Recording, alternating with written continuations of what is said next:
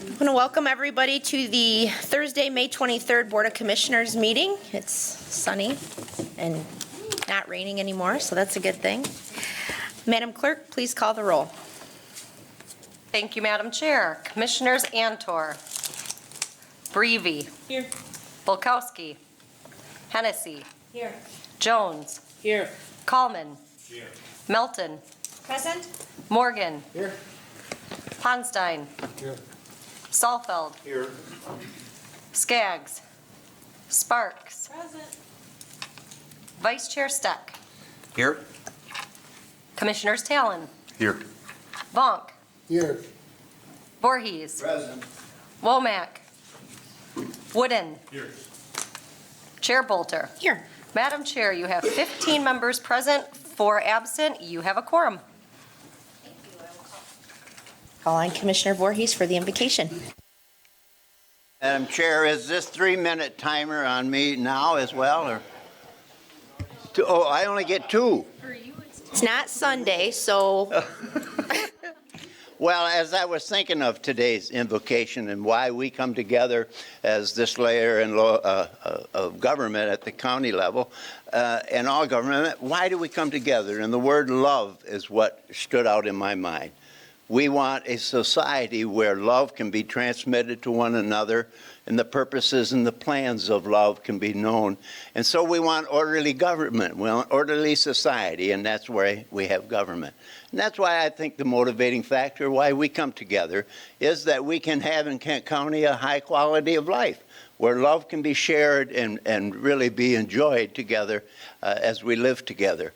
And that's why we spend the time and the money we do with the sheriff's office, law enforcement. Why do we want that? Because we want a peaceful society. Why do we have a health department? Because we don't want to see people sick. Why do we have all of the services that we in government in the county? Why do we do it? Because we want a healthy, prosperous, good life in our community. And that is an expression of love. That's what love is all about. Now, as we go into this weekend, Memorial, Monday is the Memorial Day. What greater love that one would lay down their life for another. And we have men and women over the years have laid down their life so that we can have a society where love can be expressed and where we can have a joyful life, a quality of life, a better life. And so as we think of love, think of our part in bringing this forward more and more in our society, in our quality of life. Let's look to the one who is the source of love, our God. Let's pray. Heavenly Father, again this morning we come as your servants to minister love one to another and to care for one another. And so we thank you for love and for all that the power that love is in blessing lives and raising the quality of life for people. And so we thank you that we as commissioners can come here in peace and in a time of real prosperity, and that we can minister one to another and be a blessing. So thank you for each and every one of our fellow commissioners, Lord, and be with those families who will be this Memorial Day weekend, will be thinking of their loved ones that gave that ultimate sacrifice. And they will be gathering together, many of us with families, and may we just so enjoy and have a thankful heart this Memorial Day weekend. We ask it in Christ's name. Amen. Let us pledge. I pledge allegiance to the flag of the United States of America and to the republic for which it stands, one nation, under God, indivisible, with liberty and justice for all. good job, Commissioner. Thank you. Love you, man. All right, we're on to item 5, special order of business, and we will bring up Steve Duarte to give us a financial overview.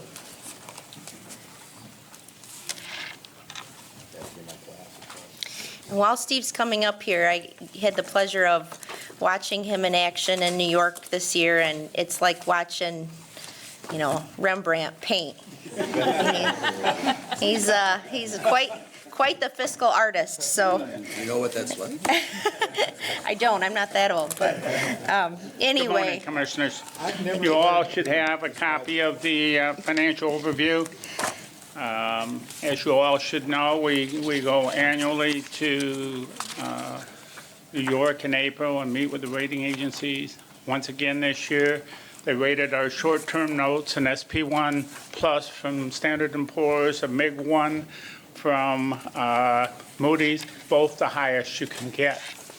We also had our long-term rate reaffirmed AAA by both agencies. Happy to be able to report that back. The financial overview is a significant portion of what we present to the rating agencies. All the data in this report is as of March 31, 2019. I will tell you, in fact, some of this data has already changed, but it was the best that we had at the time we prepared this for New York. The rating agencies are interested in a broad range of information. Some examples are property tax, population trends, per capita income, employment, liquidity of the economy, financial policies, and their adherence to those financial policies. That's just some examples of the things that are very important to them. So I'm going to walk you through a high-level overview of this. In New York, it takes about 45 minutes, but we get into a lot more detail, and plus they have questions about going on. So we're going to go with a high level, hopefully a much more abbreviated presentation for you folks. If you would turn to page 12, please. Page 12 is the labor force distribution by industry, and it shows the labor force growth between 2014 and 2018. The point I made in New York is that without exception, we had growth in all areas for 4 consecutive years. Some of the highlights: manufacturing grew by 13,200 jobs, or 12.5%. Education and health services, 9,700 jobs, 11.4%. Leisure and hospitality, 6,600 jobs, 14.7%. Mining, logging, construction, 6,800 jobs, or 34%. Bottom line, total non-farm employment grew by 49,700 jobs, or 9.5%. If you would turn to page 15. Obviously, one of the things we're very interested in is our SEV and our taxable value. If we start talking about state equalized taxable value, they like to talk about a term called full value SEV, which is your SEV multiplied by 2 to take it to full value. Ours is slightly over $59 billion now. They also like to talk about the full value per capita. That's taking that $59 billion and divided by the most recent estimate of population for us. It was 2017, was 648,594. So the per capita full value was 90,972. Good, not the best they see in AAAs, but it was very, very good. Moving down to the table in the middle of the page, we talk about SEV and taxable value history. If you look at the 4th column, it talks about the SEV change from the prior year. In 2018, we experienced a 4.7% growth in SEV, and in 2019, we experienced 8.7% in the growth in SEV. If you move one column over to the right, the one that produces the money is the taxable value. In 2018, we had a 4.8% growth. In 2019, 5.81%. Best we've seen in years for Kent County. I would note that we bottomed out in 2013. In 2013, SEV went up 0%, and then taxable value actually went down a negative 0.1%. So since then, we have experienced 6 years of taxable value growth, which has been good for us. The other thing that we like to talk about is the property tax growth margin. How much can taxable value rise before it tops out at SEV? In this case, you take the taxable value and divide it by the SEV, and we have a growth margin now of about 17.91%. And you can see that graphically in that graph that appears at the bottom. You have the comparison of taxable value to SEV, and then that green line is the percentage of taxable value to SEV. And as you can see, it's at that 17.91%. We can grow quite a ways before we hit that bump. Any questions about taxable value? I would say that over the next few years, we're expecting taxable value in SEV to continue to grow. Expectations for SEV are in the 6 to 8% range. Taxable value is in the 4 to 6% range. Turn to page 18. Since we're selling notes on delinquent taxes, they like to know how much you're collecting and how fast you're collecting it. So if you look at this table, the property tax collection history, if you look at the third column, it has collections to the March 1st of the year following the levy. In 2017, we collected 93.81%. In 2018, of the 2018 levy, we collected 93.41. The message that we always deliver is we are consistently around 93 to 94% collection by March 1. The next most important thing is what's it look like in subsequent years, particularly that first year after the levy. Collections to March 1 of 2019. The 2017 one is now at 99.67%. And of course, the 2018 one doesn't change because it's the same date that I gave you before. But I would expect it to be in the 99% or 93% range, 99% range, excuse me. We are consistently around 99% 1 year hence. Any questions on that? Now we can turn to page 20. On page 20, we have a couple of interesting tables. At the top, we talk about the constitutional debt limit. And the constitutional debt limit is 10% of US EV. For us, that's $29.5 billion. So that would say that we could issue up to $2.95 billion of debt, which staggers even me because I work with big numbers and I don't understand that, but that is our limit.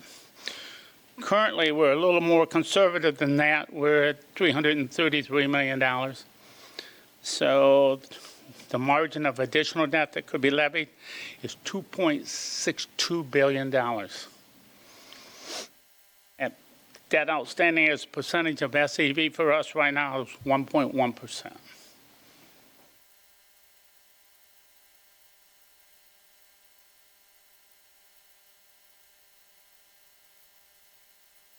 But Is that still considered the one?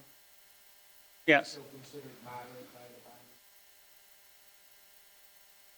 bond? how does that? Excuse me, I just had to adjust those up a little bit. The 1.1% in terms of what we have outstanding would be considered moderate debt by most. It's not considered heavy debt at this point. Yeah, but it's been consistently going down, right? Because I remember it at It will keep 1.8%. going down. We'll go to another table. We actually have, in 10 years, we'll have like, I'm a major point, 60% of our debt paid. I'll cover that in just a second. But yes, it will go down unless we issue additional debt.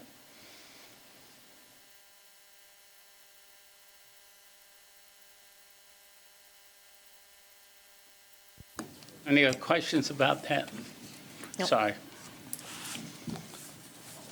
Move down to the debt statement, and I like to do about the middle of the table there, just above overlapping debt, it says total direct debt. The gross debt we have outstanding obviously matches the $333 million we just talked about. That's how much we have outstanding. If you look down the left side of that, you'll see what that outstanding debt is for. If you look at the next column, we talk about self-supporting debt. That would be like enterprise funds, drain loans, things like that have their own source of revenue that we're not paying directly from the general fund unless somebody should fail to make their debt service payment. We do have our full faith and credit behind almost all our debt. There's only one issue we don't, and that's the $3 million CIB bonds that we have. So we have $191 million of self-supporting debt. That leaves net debt that we're supporting of about $141.9 million.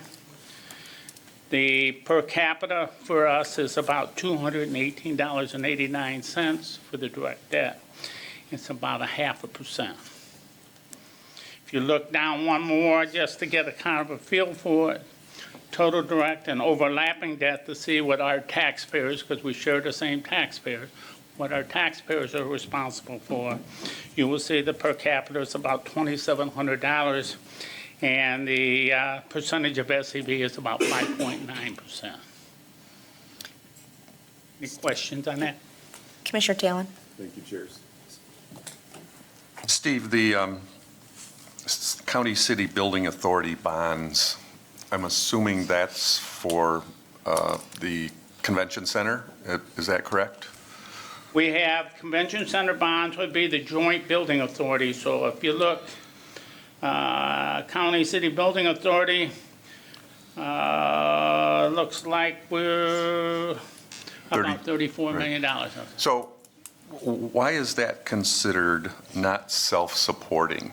Because You know, I tried to show that as self-supporting, okay? But they argued with me in Wall Street and said, no, we won't do that. And I think the primary reason for that is a couple of years we had to step up and make that payment from the general fund. So they didn't feel like it was 100% support by that. But isn't that the basic premise of these other ones as well, that if they're not paid by the, whatever that other entity is, that the county ends up having to pay, using our full faith and credit, we have to back those up? Yeah, we do. So it seems odd that and we they put pick on in, that one. over the years, we put in about $7 million from general fund to cover $7.1 million. We are now in the process of trying to return that back to the general fund as we should.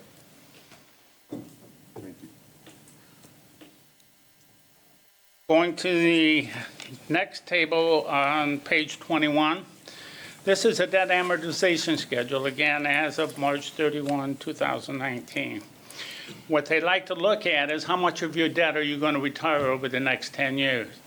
So in the year 2028, by that point in time, we will have retired, unless we issue more debt, 69.21% of our debt will be gone in 10 years. That's about $230,700,000 of debt retirement that we will have done in 10 years.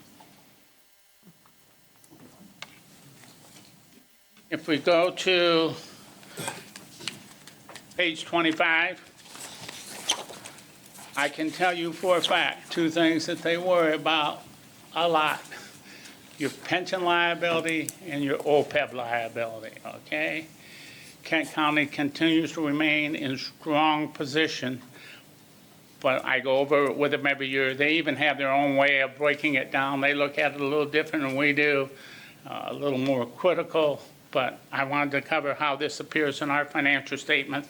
There's a table at the bottom of the page 25, and it balances at 12/31/2017. Our total pension liability at that point was $859,986,000, or just under $860 million.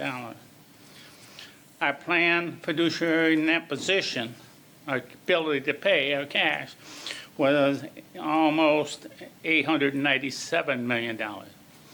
And that our net pension liability was a negative 36.9 or $37 million. In this case, you want to see that negative, because what that means is we're overfunded. We're overfunded for the financial statement presentation, which is different than your actuarial valuation. We're overfunded 104.3%. And if you actually go out on CAFR, you will see an asset book. The GASB 34 government-wide statements now show an asset right now of about $37 million. That can change overnight. The difference between the two statements is that we use market value for what appears in the GASB 34 statements. Okay? For valuing the pension and the contribution, you use the smooth value or valuation assets, they like to call it, which can be both higher or lower than your market value because we smooth them over 4 years. At the present time, the market value for this one was higher than your asset valuation. Therefore, you had a little underfunding when you look at your actuarial report, but you had an overfunding when you look at your financial statements. Does that make sense? Yep. Any other questions on that? Questions on the pension? Nope, keep We going. turn to page 29. We've got a similar statement at the bottom, and this one deals with OPEB, primarily post-retirement health care, okay? The balance is at December 31, 2017. Total OPEB liability is $58.7 million. Planned fiduciary net position, $25.3 million. And net OPEB liability is $33.4 million. Okay, we are not at 100% funding. That's not a problem with them. Everybody has this problem. What they're looking for is, do you have a plan to deal with it? We have a solid plan to deal with it, and we have been dealing with it. We started dealing with this issue from a funding point of view in 2007. So from a total liability, $33 million sounds like a lot of money. It is a lot of money to me. But from an OPEB liability, it's nothing. It's really nothing. We have communities with hundreds of millions worth of liability. Commissioner Morgan? Thank you, ma'am. Thank you, Madam Chair. On the OPEB, Steve, we've had that program in place since 2007. Yep. And you say, are we still, is that on track to, because we were giving, I think, $1 million to that, to start paying it down. So is that something we should be looking at to maybe accelerate or get it back on the front burner? This is extremely low, and I'm very proud of the fact that we don't have this liability, but. I'm going to cover your question with about 4 different answers because they all tie together, okay?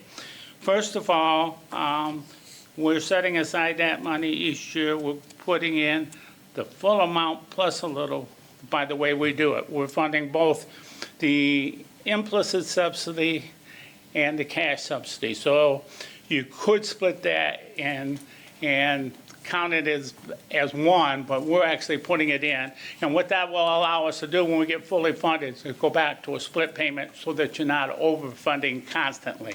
But right now, we put in about 3.5% of payroll.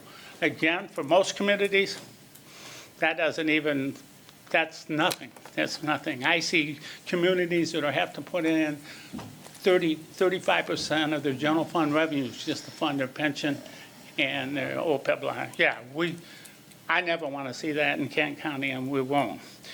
I think that we have always made our actual contribution. We were now up to funding both the implicit and the cash subsidy. But we also had an experience study this year that said, okay, you make certain assumptions and you put your contribution based on those assumptions. If you don't hit those assumptions right on, you can be above or below. We went in and the recommendation and pretty much in sync with the retirement board and made some changes. We're saying long-term investment rates, probably as they look at it now, are not supportable in the 7 and the 8% range anymore, okay? So we have lowered our pension assumption and our OPEB assumption to 6.75, okay? That is conservative. That made New York smile because they feel that's a reasonable. Their answer was anything below 7 is good. So it's 6.75. We've done that. When we originally set up the plan, it was set up with a 30-year open amortization. We have went to a closed amortization period because the 30-year open means every year you look at it and you go for 30 again, 30 again. With the close, we say 25, 24, 23, and we go in and we slice and dice it that way. We're down to a 22-year close in the OPEB and a 20-year close in the pension fund. So we continue to shrink that down. We looked at other things to see if there was any impact that we needed. Well, mortality, are we ahead or behind mortality? We know people are living longer. We adopted the RP14, I think it was 2 years ago, about the same time to split up the airport. We adopted that. We're looking at that. We're probably doing a little better than what the amortization schedule says, so we'll make an adjustment to that. But you go through all those. You do an experience study about every 5 years saying, this was our best guess going forward. Now we need to tweak it back and forth. I feel very good about where we sit. We have a plan, we have a solid plan, and it is a reasonable but conservative plan. All right. If we could turn to page 36. Page 36 takes a look at our bargaining groups and where we're at with everybody in our employment group. One of the things they want to know is, do you have good relations with your unions and your labor agreements? And 2, what is the status of those? Are they overdue? Are you having labor unrest, strikes, et cetera? We have said that our bargaining groups work very well with us, and we are able to reach positive agreements for both sides with them. And so we demonstrate that by showing them in this. 6 of these groups are signed agreements through the year 2023. The other ones are 2022. So now they know that we have in place stable employment, stable wage increases so that we can start to plan how we spend our money. We know where we're going to be. So they like to see that. I covered briefly with them that for 2019, 20, and 21, we have 2.5% wage increases forecasted in there. 22 and 23 have 2%, but subject to wage openers, and we will deal with those when they come up. Depending upon what the market conditions are, what it looks like in taxes, how we're all doing, but we will have conversations for those.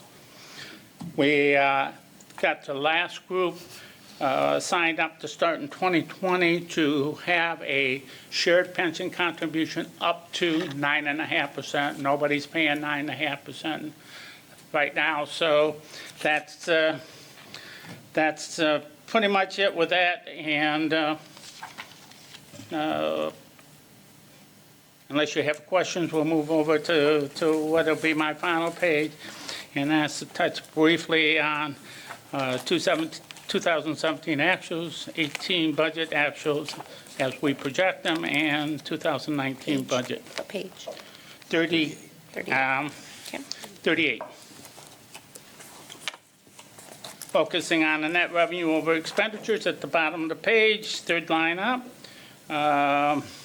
2017 ended up with a $1.2 million surplus.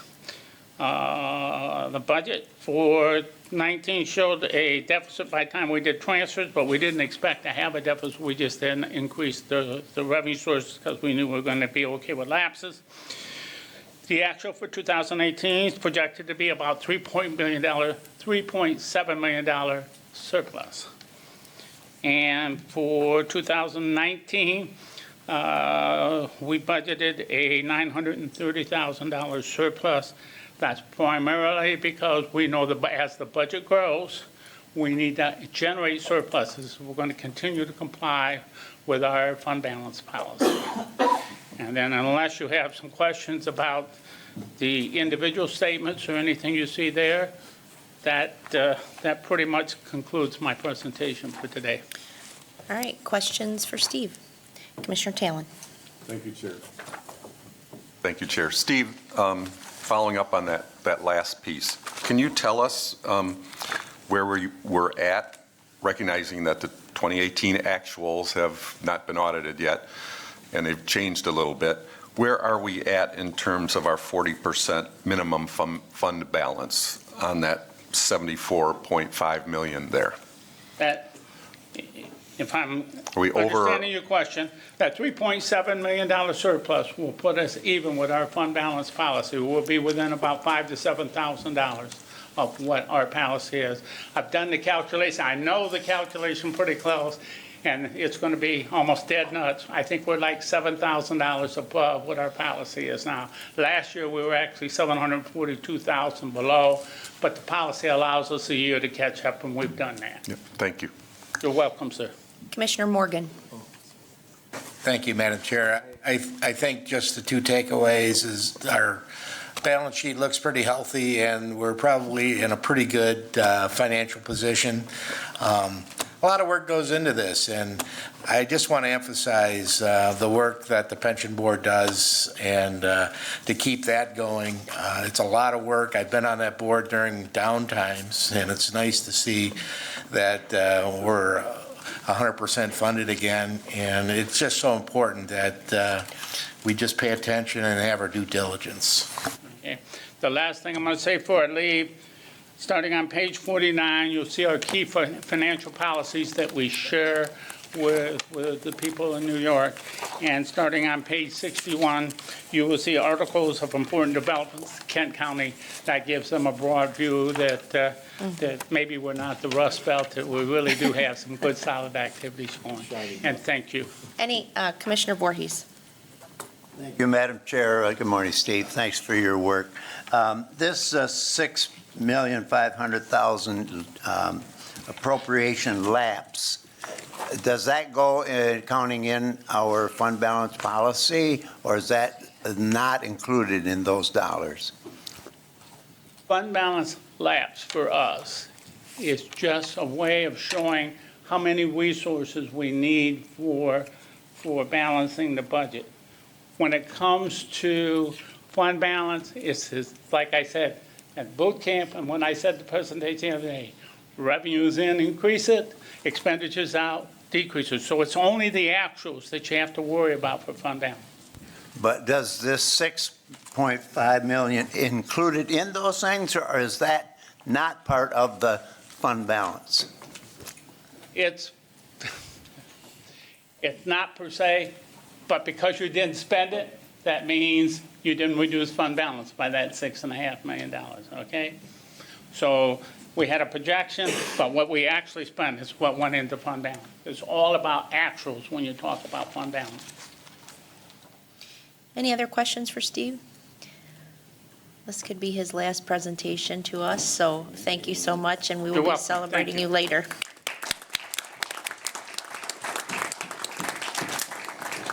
All right, on to item B, Urban Rural Report, Matthew Van Zetten. I think you all have a copy in front of you, hard copy.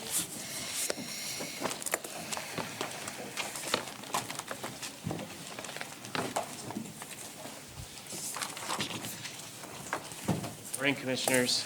Morning. Happy to present the Urban Rural Report to you. Want to take a quick moment to recognize a few people that were really instrumental in putting this together. First of all, Jennifer Hedrick from the Management Analyst with the Administrator's Office. She's been with the county 6 months now, and she is the primary author and was supported by MB Ventil, Mary Beth Ventil, and then Mike Fortman. So the three of them really worked diligently with all of our department directors and elected officials to get the data to put this together. I want to take a quick moment and talk about the history of this report.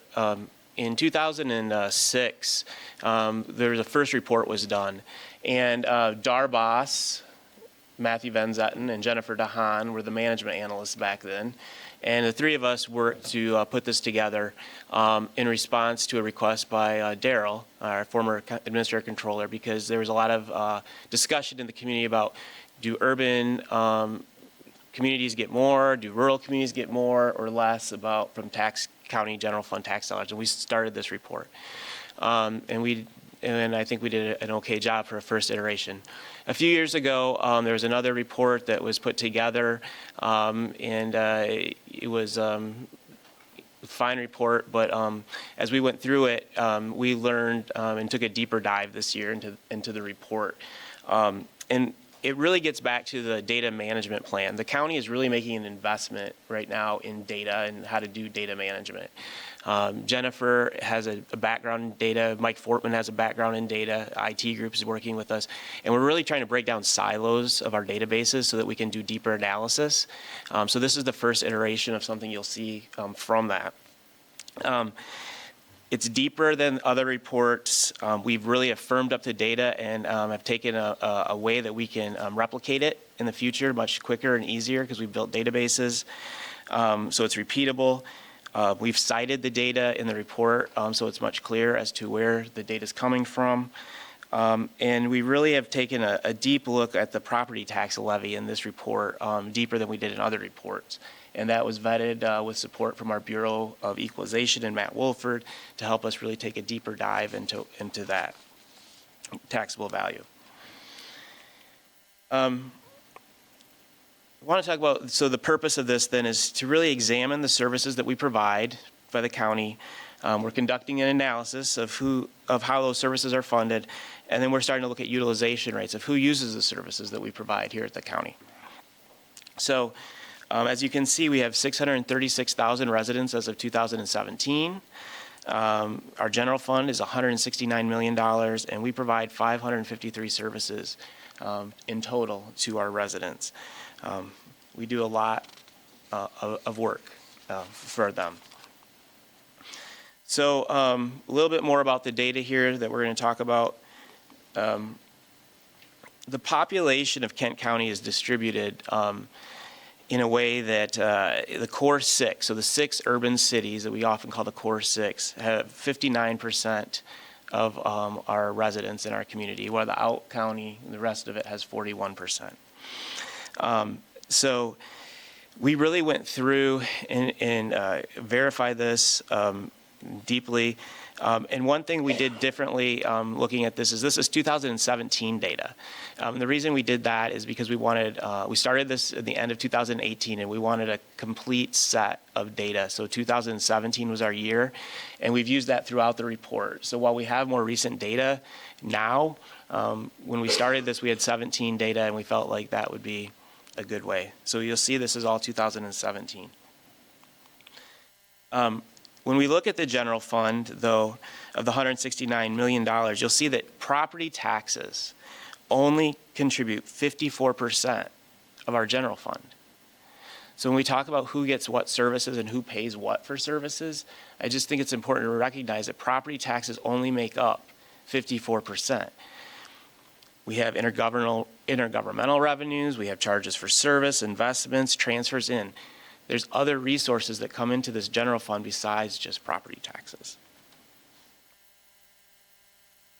And of those 553 services, 278 are non-mandated, 275 are mandated. Remember, this county is a unique kind of government in Michigan where we get a number of mandates from the state that we have to provide on behalf of them. And then we supplement and add to those with those non-mandated services. So just remember that as we go through, we're doing mandated things and we're doing non-mandated things. So when we look at the taxable value of the general fund, you know, it was $21.8 billion in 2017. Our operating levy for the general tax levy was 4.2803. And that again contributed, that property tax levy contributed 54% of that general fund contribution. When we look at where that value comes from, that value is separated 50-50 between our out-county areas and the core six. Population, if you remember, is 5941. The funding for difference comes from the residential values out-county, non-core six, are much higher than in the urban core six. Commercial property, there's much more commercial and industrial property in the core six. So when you look at where the revenues are coming from, the value of the revenues, values are situated differently depending on all kinds of different circumstances. Location, location, location, right? And what its purpose is for. So the value is a holistic measure, but you just have to recognize that it comes from different places to support these services. And when you look at what our operating levy is compared to the other urban counties in the state of Michigan, we're at the second lowest. We're at 4.2803. A fun fact, if you don't know, that I found fun at least, is that have 85%. Our millage is set below 85% of the 83 counties in Michigan. 85, 83. It kind of has a good ring to it. And so we provide these 553 services with a really low general property tax millage. We're doing a lot of great things for our community in comparison to other counties and what their taxes are. And part of that is because of the value of our property.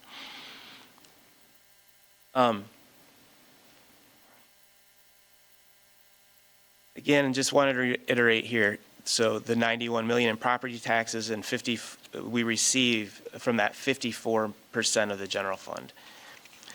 So when we go into the delivery of services here, this is where the meat of what we're starting to talk about is, in those provision of services, the mandated and the unmandated services. So this is one of the big ahas to many of us in this report, is this year we took our mandated service study that we do every few years, and we had 30 different spreadsheets that created that information. And we created a database. We took all 30 of those data sets and we put them into one database, and then we started doing connections with other data identifiers so that we could start looking at funding. And what became clear to us is that through this process is that 97% of our mandated services are underfunded. Only 3% or 7 services of our mandated services are fully funded at this time. Now, we do not know the scope of the underfunding. It could be a few dollars, could be a lot of dollars, and that's the next iteration of what we're going to be doing is digging into that so that we can understand more how much we are having to subsidize, if you will, with the general property tax dollar, those services. So that is a huge finding of this report by doing the deeper analysis on the data dive that we did.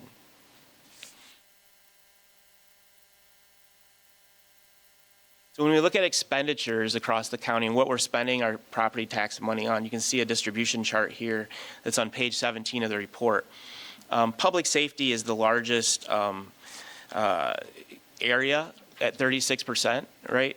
And then we have general government, judicial are 2 other large areas that we provide funding for. And then our transfers out is 20%. Transfers out is what we utilize to leverage state and federal resources for other grants. So when you look at that, that would help support the child care fund in the judicial court. It would help the FOC because there's a 33% match that we have with the federal government. That's what the transfers out equal to. It's a significant portion. So now we get to finally utilization, right? Who's using our services?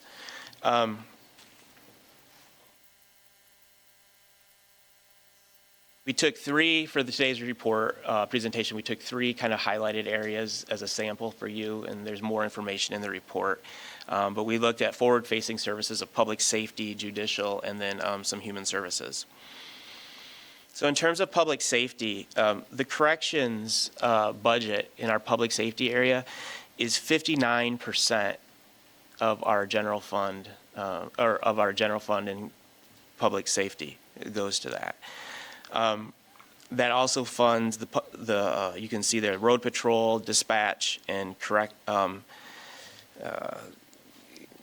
work 911. There's a typo there. It should be 911 and the 3%. When we look at the booking distribution of who's booking people at the jail, we have centralized booking in Kent County.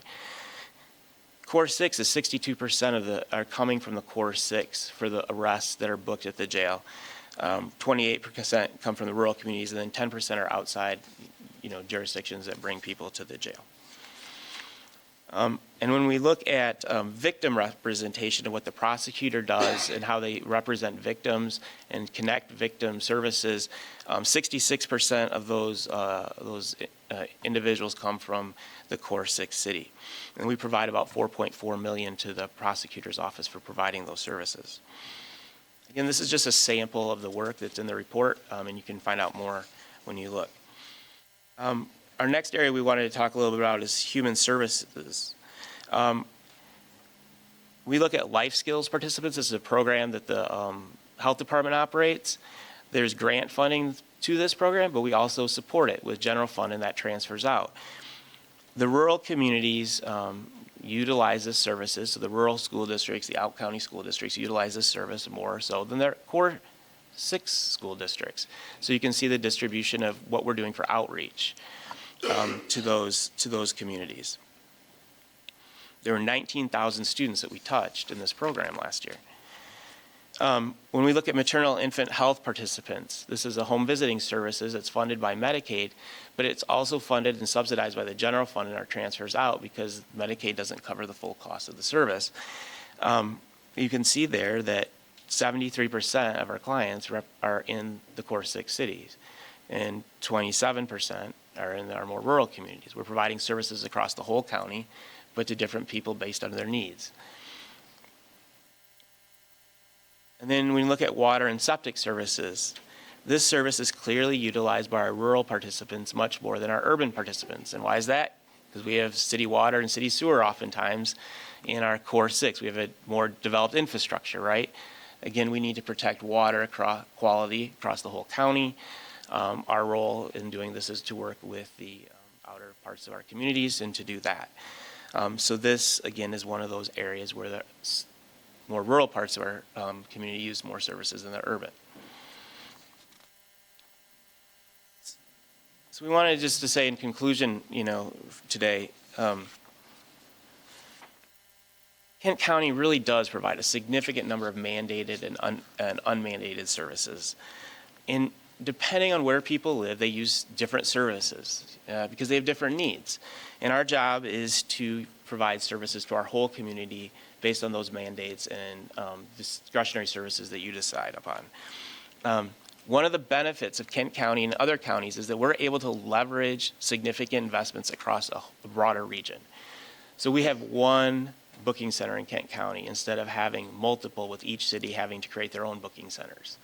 We have one health department to protect water, sewer, instead of having each municipality have their own health department. We get scale by doing that. And then, because we've done this again, we can really dive deep into the data to really start looking at, of those mandated services, are we getting the funding we need from our state and federal partners to really to meet the needs that they're telling us we have to do?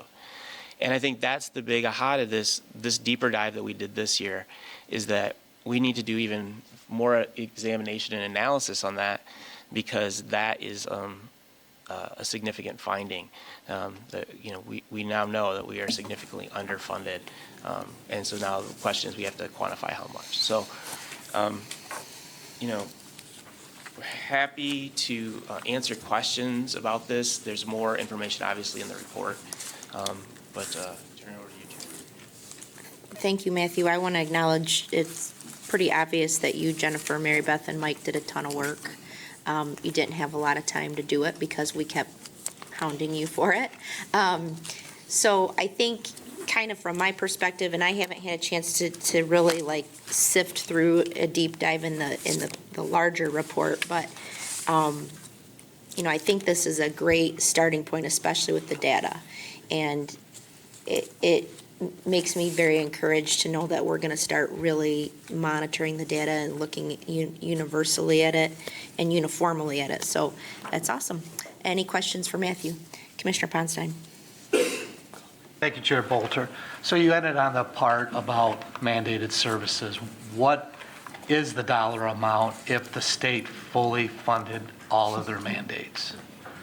That's exactly what we need to identify now, Commissioner. The way the data was queued up is that we don't have that right now. We just know that it wasn't fully funded because of the way we track the data.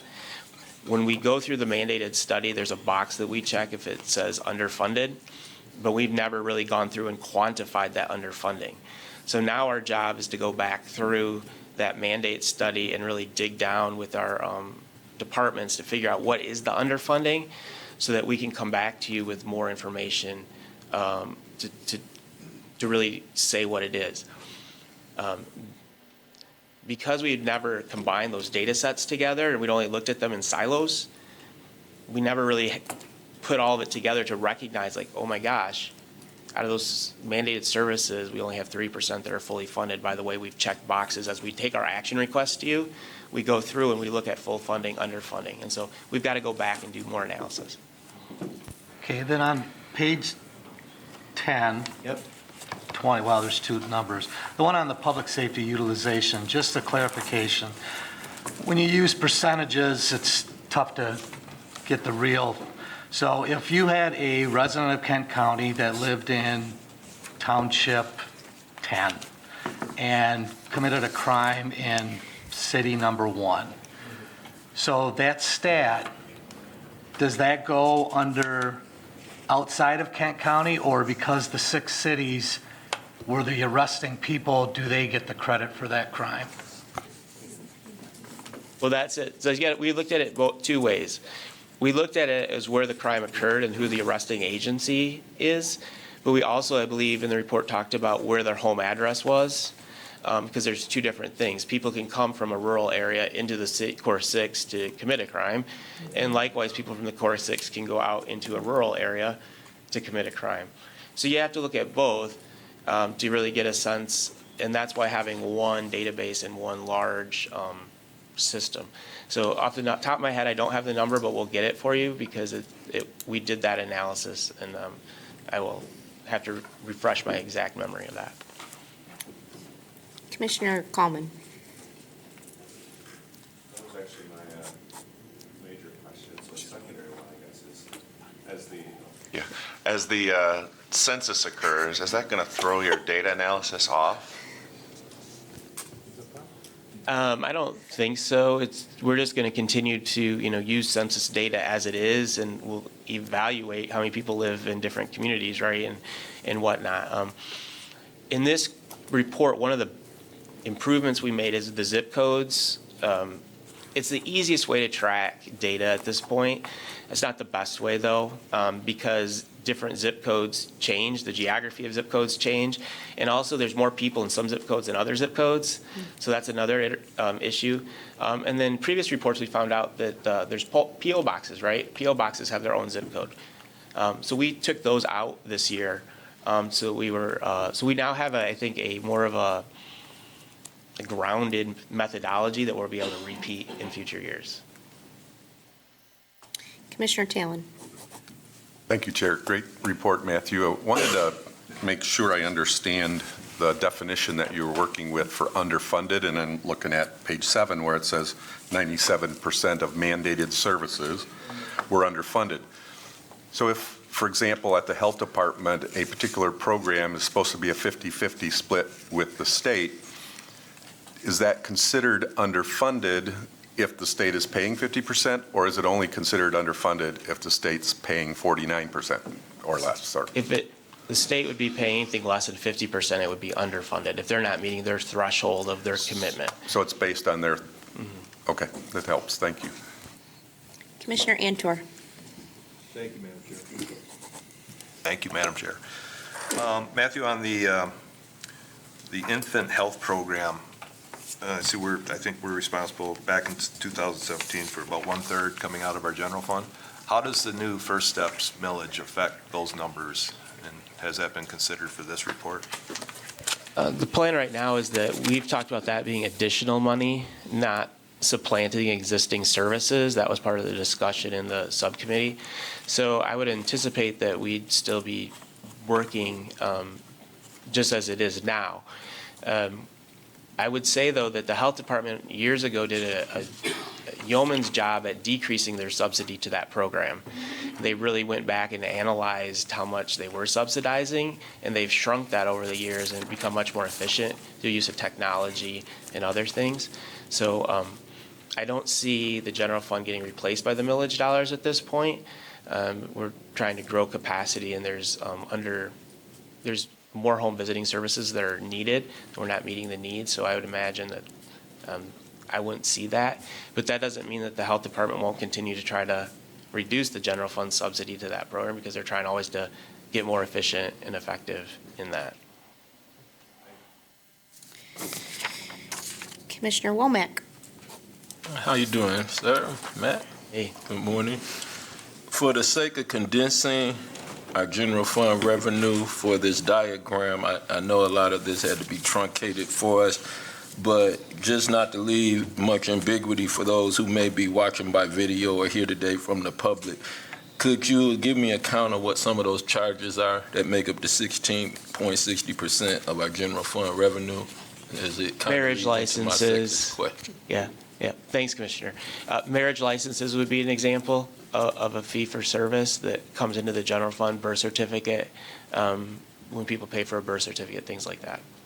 Yes, and so when we look at the 53.6% property taxes, and we talk about the property taxes, and then when you think of those charges that also come from the public, it just seems that our taxes would be more of a critical component and very important to our survival here and being financially responsible, keeping our general fund balance. And I know you said that our property taxes aren't the only place that money's coming from, but with that being 53% and intergovernmental being 15%, and when you add those charges that are also coming from the public, I still believe that the taxpayers would be very, that tax base is very important to a healthy survival of our financials in the future. A little more than that was kind of explained. Yeah, it's very important. I just think some of us sometimes are surprised when we look at it's just over 50% of the whole general fund. I mean, we get a lot of other revenues that come in from a lot of other services like you talked about. So revenue sharing is very important to us. Fees, all these things make it up. And if any part of it leaves, it does cause alarm for all of us. So. That is very important. So I'm glad you did bring some attention to those other very important revenue distribution points. Thank you, Matt. And thank you for all the work you and your staff have done on this excellent presentation. Thank you. Commissioner Wooden. Thank you, Chair. Good to see you, Matthew. And this really is, shows a lot of hard work. And read it last night. I'm excited to read it again this Memorial Day weekend. I'm sure that's exactly what my spouse would like me to be doing on Memorial Day weekend, but I'm going to be enjoying that. I have a few questions. On page 13, on the provision of services, we categorize under the mandated services, county functions performed as authorized by one or more resolutions of the Board of Commissioners. I was a little bit puzzled why we consider that a mandated service, because we're not being told to do it, we're deciding to do it. That's the way I read it. Could you provide a little more background as to why that's placed in that category? I'm looking on page 13 of the report, and you're talking about bullet point, the third bullet point, county functions performed as authorized by one or more of those resolutions? Yes. Yeah, so we're being told by you to do it. It's being a mandate to us. It's not state mandated, but county. County mandate. So this is a historical document. It has been the way we've categorized things over time. Doesn't mean we can't go back and think more deeply about what the category should be, but for consistency, and then just for, so many of you know, the county was one of the first county in the state to do this mandated, unmandated report, and has been, definitions have been utilized by other counties throughout the state. We were the first organization, to do this years ago. And so we're kind of, our definitions have stood the test of time and are now being used as the model for other counties. So before we would change it, I would, yeah. Thank you, Chair. The only reason I asked it was, the way I saw it was, non-mandated services are when we have a say. And the reason I stressed it was, to me, our non-mandated services or our board-directed services are the truest statement of our values when it comes to appropriation. Budget, to my opinion, is a statement of values. And so that was the reason I was wondering why it was in the mandated category, not the non-mandated. I have another question this time on page 30 with the road patrol incidences, the 50-50 split between our rural communities and Core 6. Could we get more detail as to what, is there a difference in incidences that are being responded to when it's a Core 6 versus a rural community? Is it a traffic, I would imagine a traffic collision on 196 right by the sheriff's department, it would make sense to send a road patrol car out there. But what's more of a breakdown on what kind of incidences are being reported and what's the depth of the incident? Is it trading an email? Is it because there's an offender who is also dealt with something with a road patrol, et cetera? We'll get that information for you. Commissioner Steck. Thank you, Chair. Good morning, Matthew. First of all, a lot of work here, good work, and as was indicated, we've got a lot of reading to do, so thank you for that. A couple of things that come to mind as I'm looking at this. The first is, as Commissioner Talon identified, the underfunding just jumps out at you as you look at this, that 93% of our mandated services or our services are underfunded. However, as I'm listening further, underfunded could be $1 underfunded, could qualify that as being in that 93%. So I suppose theoretically we could have an underfunding that's $278 when you add it all up. Not likely to be that number, but so really let's not jump to any conclusions until we see the next level of that analysis as to what's the total dollars. Yeah, I would agree with that. That's what we have to do so we know the magnitude. The other thing I'm looking at here is 54% of the GF comes from our tax revenue. And that tax revenue, I think that the report's suggesting that approximately 50% of it comes from the rural areas as opposed to the urban areas. And I understand the reason for that, but so 41% of our population comes from rural areas. So, but that can lead to a wrong conclusion, can't it, as to whether or not 41% are paying 50% of the taxes, but it really is related back to their property values of what they're holding. Exactly. Property values drive that as well as the millage rate. So, yeah. But this is one of the arguments that we have heard historically, so we try to lay it out so that it's there. But yeah, you're correct. Value is the key. So the rural areas pay more 50% of the taxes for the services that are covered through the general fund. Which gets to my third point. To the extent that this report begins to set the table for some consideration or deliberation on whether or not our services are being equitably allocated between rural and urban, that's a very complex question. And the complexity and breadth of the services we provide, the revenues received, I'm almost left concluding that whatever discussions we have about that will land where we started with what we're looking for. So I guess I just caution my colleagues that there's no easy answer to that consideration, and even if we dig down deep through this, it's still not going to be an easy answer. It's going to be complex. Very complex, yes. Commissioner Skaggs.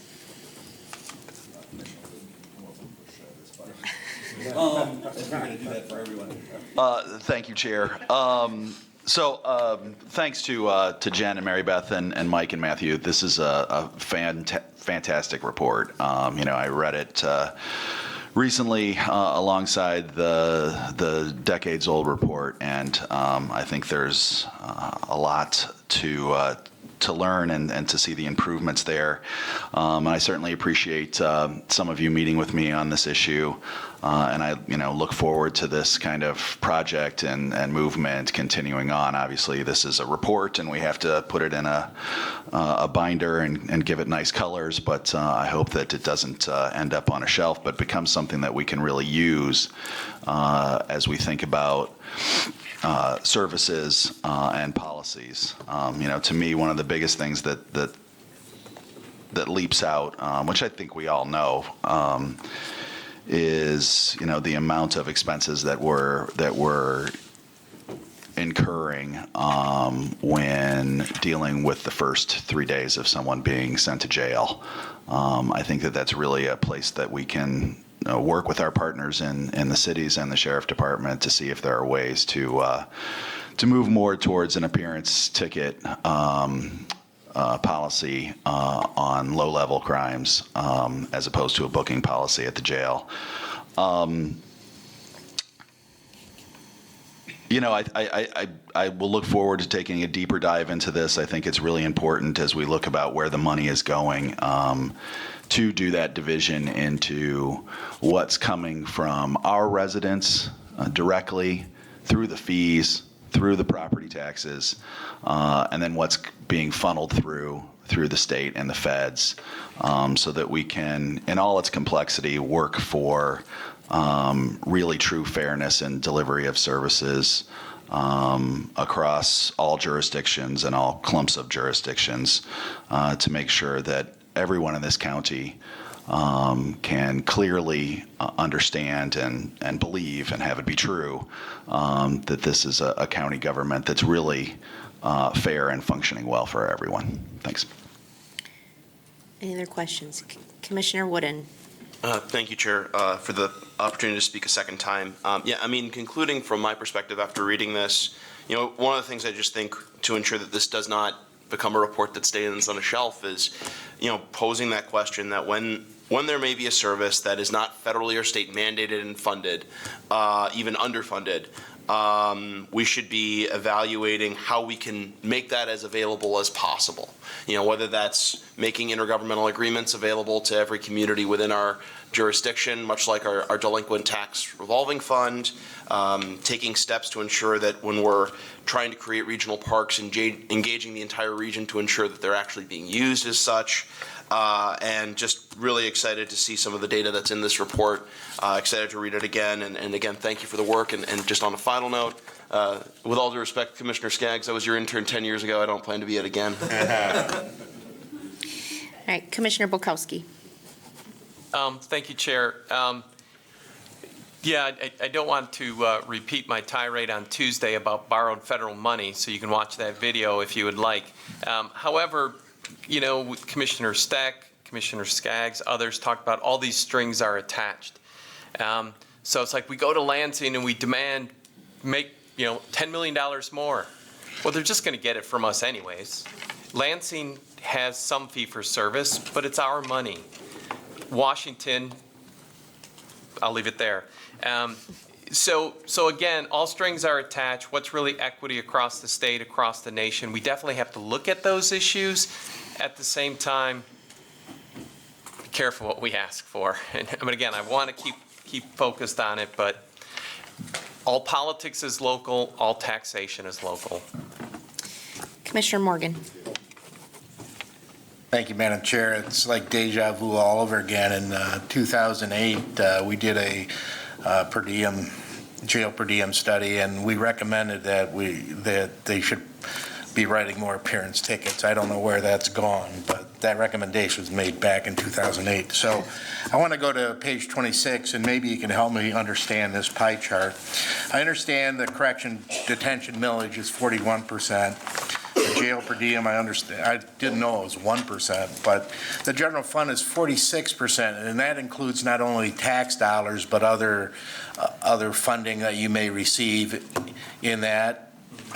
If I could get that, if there's any way to break down the other fees that may be in that component of 46%, but then you have other fees broken out, and I'm just wondering what that would entail. I would imagine commissary, telephones, other fees like that are sometimes charged or associated with incarceration. So we can dig deeper into that. Yeah, I just want a little more information on that. Any other questions for Matthew? Commissioner Antor. Not a question, Matthew. Just a comment. You know, I represent 3 townships where we have tens of thousands, maybe hundreds of thousands of acres of ag land that everybody pays their taxes on, and they require very few, if any, services throughout the years when you stop and think about it. So I think the urban area is kicking in their fair share. We don't require a lot in exchange for that, and I think it's a pretty good deal for the county. Thank you. Any other questions or comments? I just have one question and one suggestion. I wondered if the special millage, the property millages, are included in this or no? No, those are Okay. those So are that- special and outside of the general Maybe fund. we could add that for contribution apportionment for next time. And then I would encourage us, and it's obviously up to our board, but if we can take that underfunding a step further and list it out with how much we're underfunded, because I think that would really greatly contribute to our legislative priorities. I mean, if there's something glaringly horrible or, we're really underfunded, I think we really need to take a look at that. And our representatives at MAC need to take that to MAC and maybe, like I said, like you said, we lead in a lot of these things, and maybe other counties need to do this same analysis to see where we're grossly underfunded. So thank you for all your work again. Really, really appreciate it. All right, we are on to item 6, public comment for related issues to the agenda. Are there anyone in here wanting to speak on agenda items from the public? All right, seeing none, on to item 7, consent agenda, and I'll call on Commissioner Voorhees. Madam Chair, I would move the passage of the consent agenda. Moved by Commissioner Voorhees, support by Commissioner Kallman. Madam Chair, will you please call Madam Clerk, will you please call the roll? Thank you, Madam Chair. On the motion to adopt the consent agenda, Commissioners Antor. Yes. Breivy. Yes. Bulkowski. Yes. Hennessy. Yes. Jones. Yes. Kallman. Yes. Melton. Morgan. Yes. Ponstein. Yes. Salfeld. Yes. Skaggs. Yes. Sparks. Yes. Vice Chair Steck. Yes. Commissioners Talon. Yes. Vonk. Yes. Voorhees. Yes. Womack. Yes. Wooden. Yes. Chair Bolter. Yes. Madam Chair, you have 18 yeas, 0 nays. The motion passes. The consent agenda is adopted. Thank you, Madam Clerk. On to resolutions, item 8 on the agenda. I will call on Commissioner Wooden for Resolution A. Thank you, Madam Chair. I move adoption of Resolution 44 of today's date to approve the Kent County Community Development Annual Action Plan and Appropriation through Kent County Community Action. Moved by Commissioner Wooden, support by Commissioner Sparks. Madam Clerk, will you please call the roll? Thank you, Madam Chair. On the Oh, motion. I'm sorry. Are there any questions or comments? Commissioner Jones. Thank you, Chair. I just want to comment that I will be abstaining on this one due to a potential conflict with my day job, which happens. Thanks. Any other questions or comments on this resolution? All right, now, Madam Clerk, please call the roll. Thank you, Madam Chair. On the motion to adopt Resolution 523-1944, Commissioners Antor. Yes. Breivy. Yes. Bulkowski. Yes. Hennessy. Jones. Abstain. Kallman. Yes. Melton. Morgan. Yes. Ponstein. Yes. Salfeld. Yes. Skaggs. Yes. Sparks. Yes. Vice Chair Steck. Yes. Commissioners Talon. Yes. Vonk. Yes. Voorhees. Yes. Womack. Yes. Wooden. Yes. Chair Bolter. Yes. Madam Chair, you have 17 yeas, 1 abstention, 0 nays. The motion passes. Resolution 523-1944 is adopted. Thank you, Madam Clerk. On to Resolution B. I'll call on Commissioner Brevi. Thank you, Chair. I move to approve Resolution 45, approval of the Kent County Community Action City of Grand Rapids Annual Operations Funding from Kent County Community Action. Moved by Commissioner Brevi, Support. support by Commissioner Wooden. Any questions or comments? Commissioner Steck? Thank you, Chair. Just a question for those of us that sit on the KCCA board. Are we required to abstain from this? I don't think so. No. Any other questions or comments? All right, seeing none, Madam Clerk, please call the roll. Thank you, Madam Chair. On the motion to adopt Resolution 523-1945, Commissioners Antor. Yes. Brevi. Yes. Bulkowski. Yes. Hennessy. Yes. Jones. Yes. Coleman. Yes. Melton. Morgan. Yes. Ponstein. Yes. Salfeld. Yes. Skaggs. Yes. Sparks. Vice Chair Steck. Yes. Commissioners Talon. Yes. Vonk. Yes. Voorhees. Yes. Womack. Yes. Wooden. Yes. Chair Bolter. Yes. Madam Chair, you have 18 yeas, 0 nays. The motion passes. Resolution 523-1945 is adopted. Thank you, Madam Clerk. On to Resolution Sub C. I call on Commissioner Voorhees. Thank you, Madam Chair. It's my honor to move Resolution 46 of today's date. Comes from the case management for our capital improvement project supplemental appropriation for the prosecuting attorney's office. Moved by Commissioner Voorhees, support by Commissioner Morgan. Any questions or comments? All right, seeing none, Madam Clerk, please call the roll. Thank you, Madam Chair. On the motion to adopt Resolution 523-1946, Commissioners Antor. Yes. Brevi. Yes. Bulkowski. Yes. Hennessy. Yes. Jones. Yes. Coleman. Yes. Melton. Morgan. Yes. Ponstein. Yes. Salfeld. Yes. Skaggs. Yes. Sparks. Yes. Vice Chair Steck. Yes. Commissioners Talon. Yes. Vonk. Yes. Voorhees. Yes. Womack. Yes. Wooden. Yes.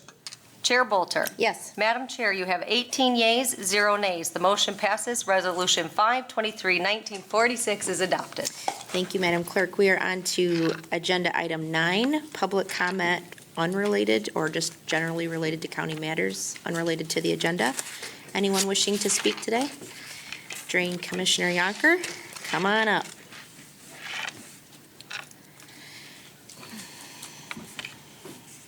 Thank you, Madam Chair. Commissioners, I'm here to bring your attention to a certain piece of legislation that is now starting to be pushed through the system in Lansing. I have some copies with the clerk. You can look at it deeper if you want. It's not a big complex rewrite, but it is going to have large implications. It's going to affect me and you, all right, moving forward. It's Senate Bill number 185. This is being presented by Senator Stamas from the Midland area. And what it does is it takes my ability as an elected drain commissioner away from making first emergency decisions on a drain to correct an issue that is causing harm to the general public. I would have to, under this bill, come before you for approval to act in an emergency situation. All right? That's a big deal. I deal with this at least 3-4 a year. One is where we're waiting for the legal process to go through to repair a drain that's plugged, that's collapsed. It's backing up water. As a result, a residential driveway was totally filled up with water because the water couldn't flow. So the property owner's driving out of his driveway over a pipe down into the mud because it turned into a big soup hole. So he can't use his driveway. I have until the end of the month, this was a month ago, before I can actually do the work. I could declare an emergency situation to do a section of that contract and get his driveway back. if this law takes place, then I have to come before you. You would have to educate yourself on the issue and give me permission to act. In the meantime, the property owner doesn't get served. Big problem. The other thing it does is it goes through and says that if we do maintenance on a drain, and there's a assessment that's in place, we cannot go back and do any more work in that drain unless you approve that work. So how does that play out? And one example, Byron Center has a third of our drains is in Byron Center. And they have a lot of trees over their drains. Last year we went through and we cleared out about 5 miles of trees because you couldn't even see the water. That's how bad it's been.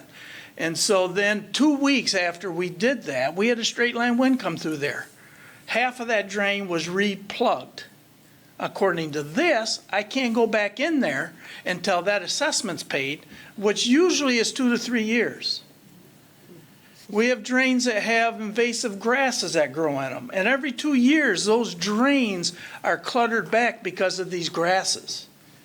Under this, and those assessments are 2 to 3 years. I mean, it's not cheap. So we try to make it convenient for the property owner. But now I can't go in to do this without you saying I can do it. This is a real cumbersome process for an elected official, myself, that has to serve the people and give them the service they're paying me to do. And so what I'm asking is you pay attention to this, talk to your state representatives. We have to stop this thing in the Senate. We don't want this leaving committee in the Senate. I will be lobbying. A lot of my colleagues I served with in the House are in the Senate, and they will definitely know what this is going to do to us. And it's all because of one bad commissioner in Midland that definitely should be removed from office, under my opinion. He has done some gross misconduct in his service and has caused those poor people over there millions and millions of dollars of damage. Thank you, Ken. Appreciate your Thank you. update, and I had asked our drain commissioner to give us this update, so thanks for coming in. Appreciate it. Thank you. Any other public comment today? Come on up. Please give us your name and address. You have 3 minutes. Good evening, Commissioners. My name is Wesley Watson. I'm a resident of Ada.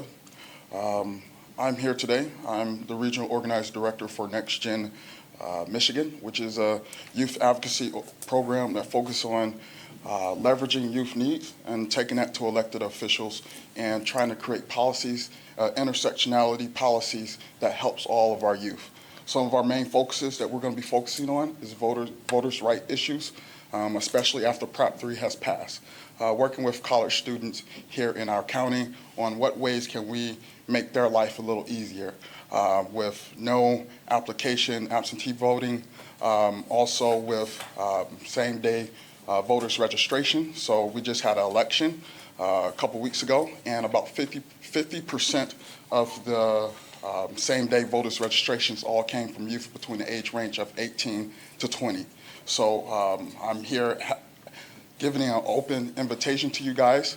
We will be throwing an event on Juneteenth at 4 o'clock, so that's June 19th at Link Up, and it's going to be a listening session of what ways, how can we improve voting rights for our youth in our community.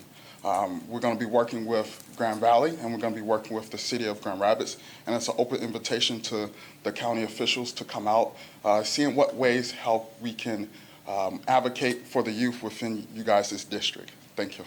Thank you so much. Welcome to Kent County Board. All right, any other public comment today? Seeing none, we are on to item 10 of the agenda, Commissioner reports. Any reports today? Commissioner Morgan. Thank you, Madam Chair. I mentioned this at the Finance Committee, but I have sent out a list of ongoing CIP projects at the airport. Pam is so kind to do that for me. Expect that. Ted's juggling about $55 million worth of projects out there that are ongoing. That doesn't include our vision of expansion of Concourse A at this point, but as of now, there's about $55 million worth of projects ongoing. Thank you, Commissioner Morgan. Commissioner Jones? Thank you, Chair. I just wanted to let everyone know I was at the supervisors meeting, and they had a presentation from Lance from KDL, and that they appreciated the state of the county, and there is a future opportunity to connect with the Board of Commissioners coming up that Mandy has been spearheading, which I think they also appreciate. So I think continued communication with them and us and connection is appreciated. And then Emily and I can do this together, but we both went to the West Michigan Sports Commission luncheon. We're both on the West Michigan Sports Commission board, and they had Kirk Gibson and Alan Trammell as the keynote speakers, and Lance Parrish was also present. So I'm still a little starstruck from the week, but they had great attendance, and we appreciate the other commissioners. Thank you, Commissioner Voorhees, for participating and hosting. So it's another organization that really puts those heads in beds. And I just think we have to continue to recognize that, and what a great asset to our community to have them.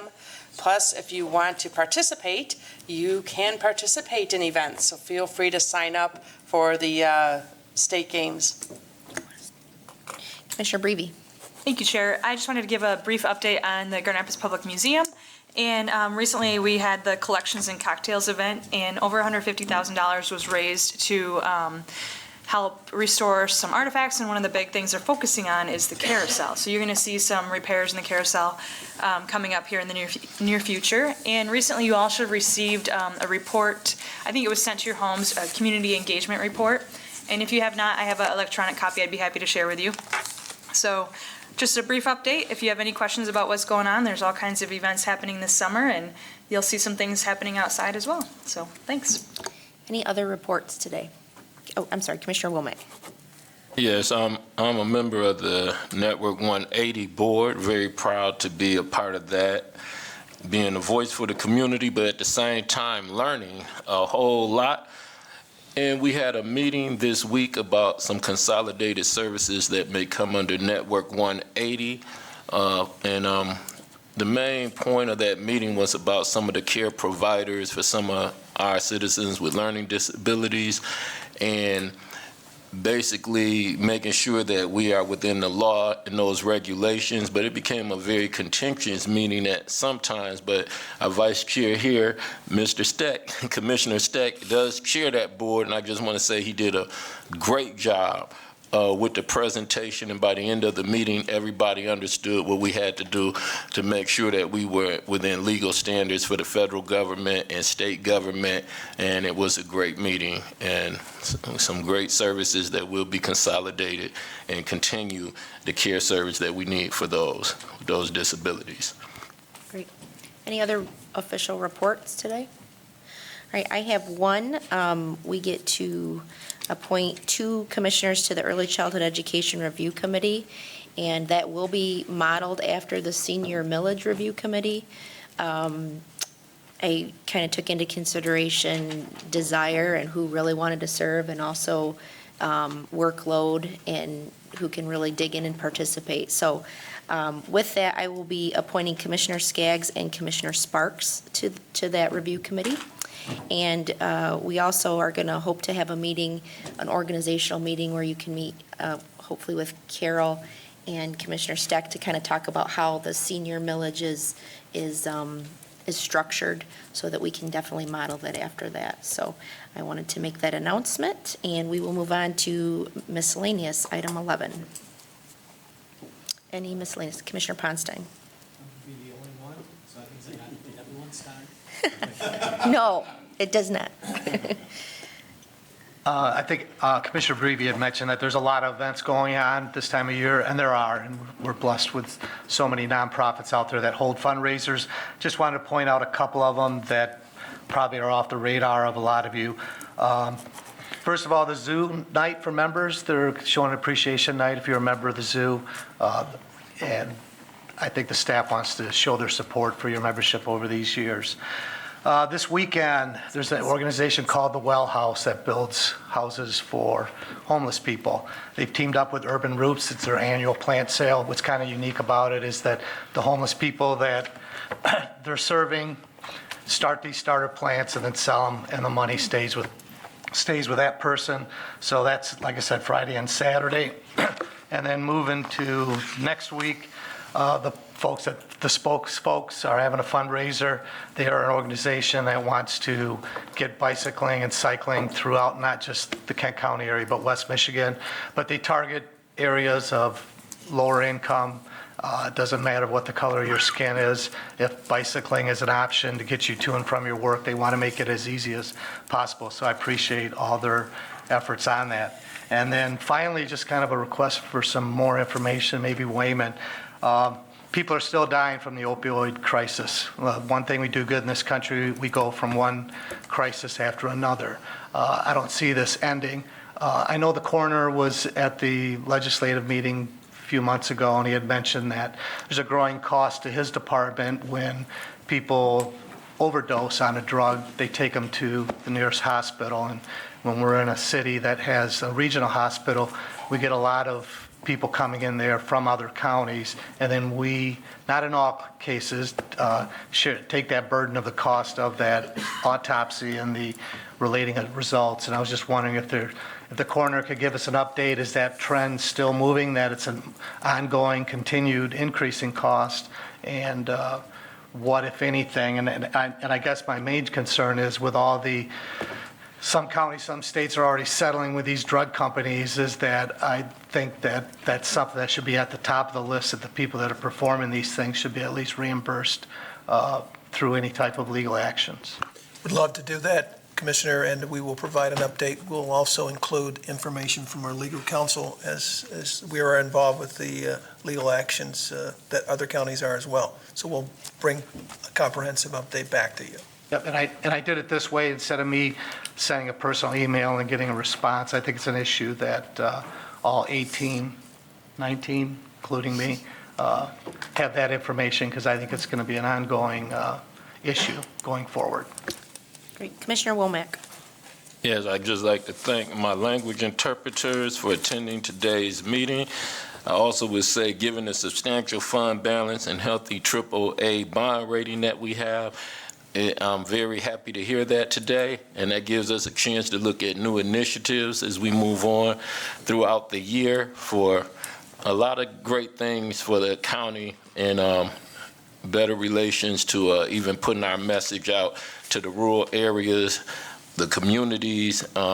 Sometimes when I am visiting in some of the rural areas, I do get a chance to talk to some of our constituents that may not even be on the internet as much or in some of the news that gets to hit the 6 cities. So there's just a chance for us to connect with people all throughout Kent County, and I look forward to talking to some commissioners about some of those initiatives for urban areas and rural areas. Great. Commissioner Steck. Thank you, Chair. I was fortunate enough this week with some of my other commissioners to attend an event for the Sheldon House that they put on. Commissioner Melton, who was here, emceed that event. It was very nice. It's always good for those of us that spend a lot of time struggling with the process and the budgets and the organizations in the community mental health area to actually get down and see some of these agencies that are doing such great work in our communities, and this is one of them, so they're to be acknowledged for all of their hard work. Thank you. Commissioner Antor. Thank you, Madam Chair.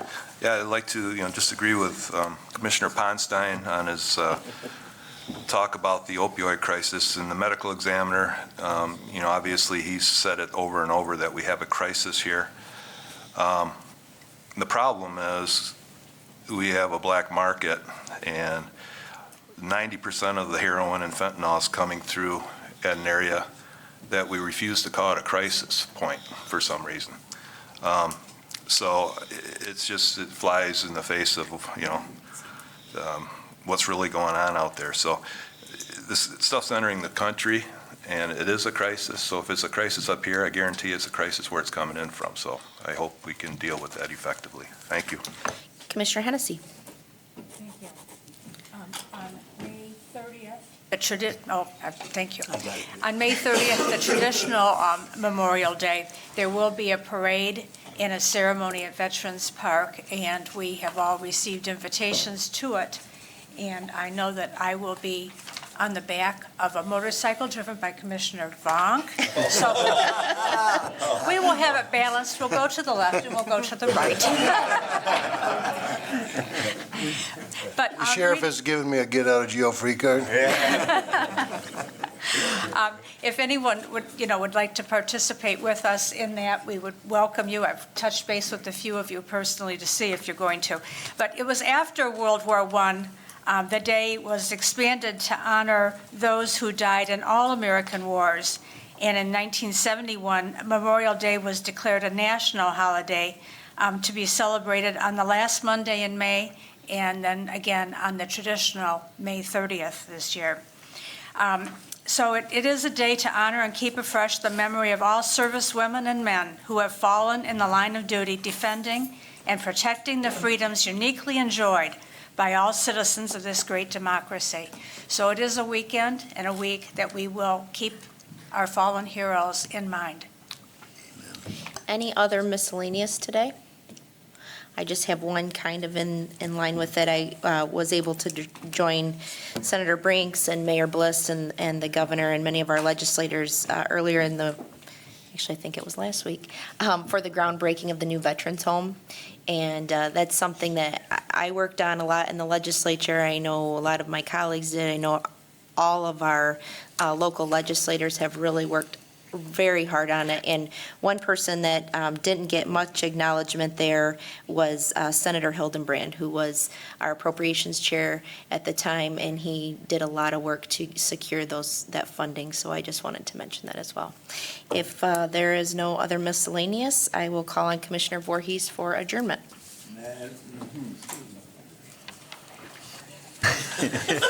We get used to our neighbors not doing the button for us. Just read. Madam Just Chair, read. I'd love to move the motion to adjourn, subject to the call of the chair, to Thursday, June 13, 2019, at 8:30 a.m. for an official meeting.